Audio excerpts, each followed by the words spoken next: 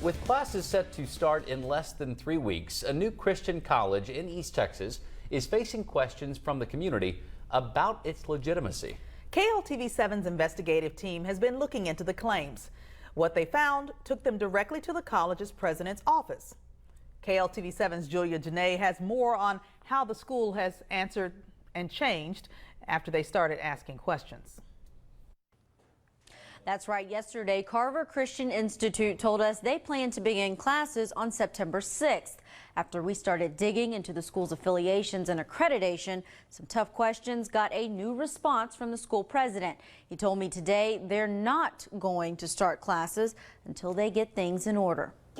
Carver Christian Institute President C. Dwayne Hollins says he's bringing something new to East Texas. We have a lot of pastors in the area that can't just take off and go to Dallas to seminary.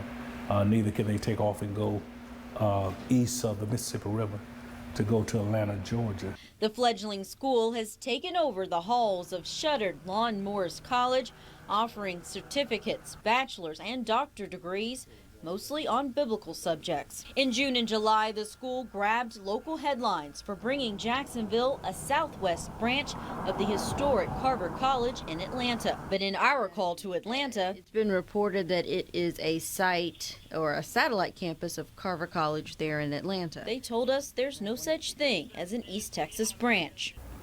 I have an articulation agreement that was looked at on both sides. Hollins admitted there was never a signed agreement between his school and the Atlanta school, but he says they were in discussions. Because emails don't lie. That ended in broken ties. And that wasn't what he told us at Rotary. Jacksonville business owner Tricia Thomason says Hollins addressed their Rotary Club. She was initially excited about what the new school would bring. And was quite impressed with him. He told us about being affiliated with Carver College in Atlanta. Now she's more skeptical. It was basically when they told me that they had started a GoFundMe page that raised some red flags for me why an institution that was related to Carver College in Atlanta and why they would need that.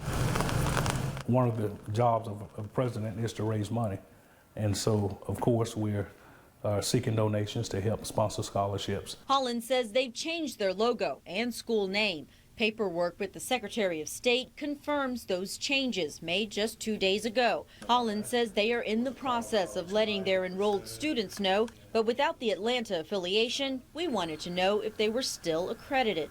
TRAX is national, ABHE is regional. Okay. And so that's where we will offer our biblical degrees and all that through. Okay. And you are accredited with ABHE or TRAX or both? Pending for both, yes. We contacted both of those accrediting agencies. Neither have accredited the school, and the TRAX rep told us nothing from Carver Christian is even pending. So after our interview on Wednesday with President Hollins. So is school going to start in September? September the 6th is our goal. Today, we questioned him about the pending accreditation. He admitted the applications have not been made, and he now says they are going to hold off on starting classes. I mean, students are incredibly vulnerable, especially when they're getting student loans or scholarships, and if they're spending their time and efforts trying to get a college degree, and it turns out that the institution is not accredited or isn't legitimate, that's tragic. President Hollins says they have under 50 students enrolled and a dozen faculty that they've hired so far, but he says students haven't paid any tuition yet, only application fees. The public relations director for the school, Sonia Turner, told me today that the school's unique religious affiliation and position has caused some holdup with those governing agencies. Back to you. Thank you, Julia.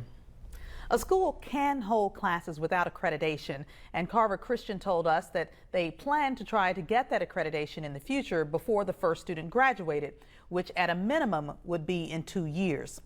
If you have something you'd like us to investigate, send us an email at kltv7investigates@kltv.com.